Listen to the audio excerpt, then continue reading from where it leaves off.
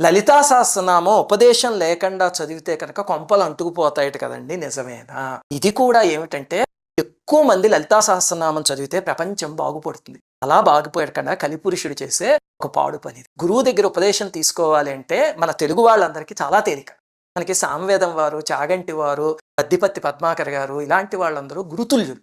వాళ్ళందరూ లలితా సహస్రనామం చదివి ఇంటర్నెట్‌లో ఎన్నో వీడియోలు పెట్టారు. ఒకరోజు చక్కగా అగరబత్తి వెలిగించుకుని, దీపాలు వెలిగించి, స్నానం చేశాక కూర్చుని, అది పెట్టుకుని ఉపదేశం కింద భావించి తీసుకోండి.